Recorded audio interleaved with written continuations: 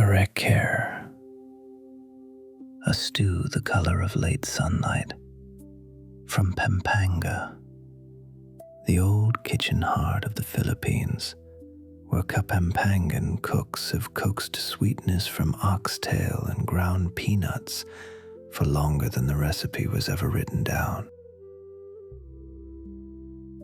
There is no hurrying this dish.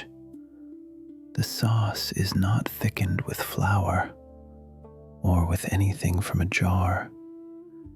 It is built slowly from rice toasted dark in a dry pan and raw peanuts ground down to a paste. Restaurants reach for peanut butter and a shortcut. The old way asks only for patience and a little toasted rice to hold the whole thing together. Servings 4. 30 minutes to prepare, 3 hours to cook. Total time 3.5 hours. 2 pounds of oxtail, 8 cups of water, 1 cup of raw unsalted peanuts, half a cup of jasmine rice, 2 tablespoons of annatto seeds. They are called atsuete here.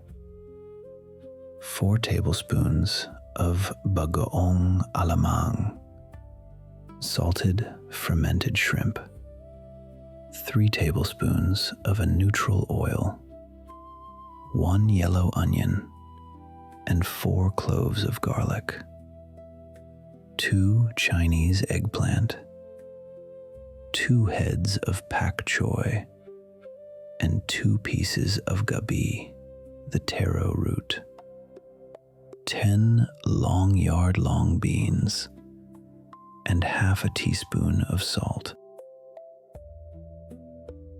First, the oxtail. Lay it in a deep pot with the peeled gabi and cover it all with cold water. Bring it up to a boil, then skim away the gray foam that rises to the top, slowly, until the surface runs clear. Lower the heat, cover it, and let it simmer for 2.5 hours until the meat gives way from the bone. Then lift it out and keep 4 cups of that deep, silken broth. Now the heart of the sauce. In a dry pan, no oil, scatter the jasmine rice and toast it. Wait. Let it turn from white to gold to the color of pale amber, releasing a nutty popcorn scent. Then grind it fine to a powder. In the same warm pan, the peanuts. Toast them until they darken and their oils begin to shine. Then grind them slowly into a smooth and heavy paste. The color comes next. Warm a spoonful of oil in a small pan and drop in the annatto seeds. The atsuete, let them steep for 3 minutes and watch the oil bloom into a deep, glowing red. Then lift the seeds out and let them go. It is only their color we wanted, poured back into the pot. In the wide pot now, a little more oil, the onion chopped, the garlic minced. Let them soften and turn sweet, never brown. Then pour back the reserved broth. Lower in the tender oxtail. And here is the old secret. Take that soft cooked gabi and crush it to a paste. Stir it in so it quietly thickens the sauce from within. Now they all come together. The ground toasted rice, the ground peanuts, and that red annatto oil. Whisk them one by one into the simmering broth, slowly, until there is no grain and no seam left. The sauce turns thick and glossy, and the warm color of terracotta. This is Kare-Kare. Last, the garden. Slide in the Chinese eggplant, cut on the angle, and the long, yard-long beans. Give them 5 minutes, just until they yield. Then, lay the pak choy on top and let it wilt for 2 minutes more, no longer, so it stays green and bright. And beside it all, a small dish of bagoong, salty, fermented. The sharp note this sweet stew was always meant to be eaten with. History and cultural origins. Kare-Kare belongs, above all, to Pampanga, the province Filipinos call their culinary capital. The Kapampangan kitchens there are famous for turning the humblest cut into something worth a feast.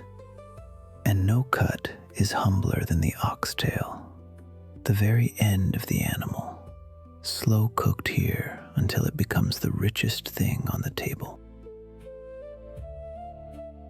No one fully agrees on the name. Some trace Kare-Kare to the word kari, curry, carried across the sea by Indian traders long ago. Others say it simply names the slow, careful way the sauce is made. The truth is lost to time. What remains is the peanut and the toasted rice, a way of thickening a sauce that belongs to these islands and to no one else. The color, too, tells a story. That warm orange does not come from spice or heat.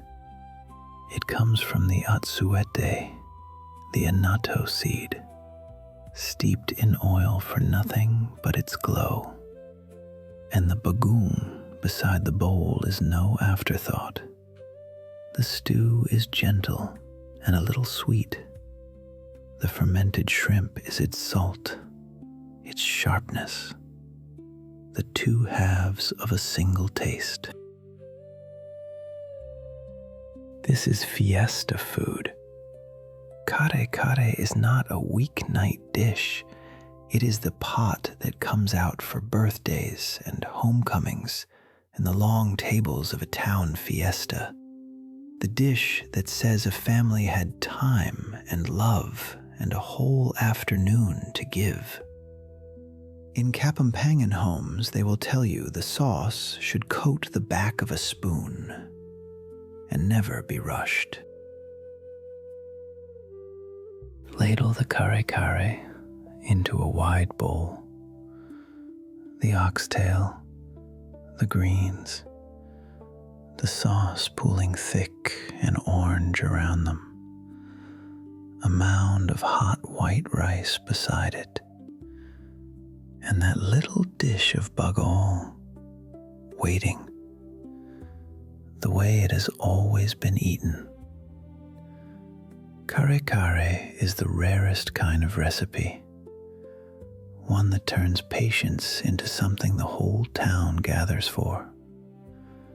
It survives because it was never trying to be impressive. It was only trying to feed the people who loved it. And the table, at last, is set.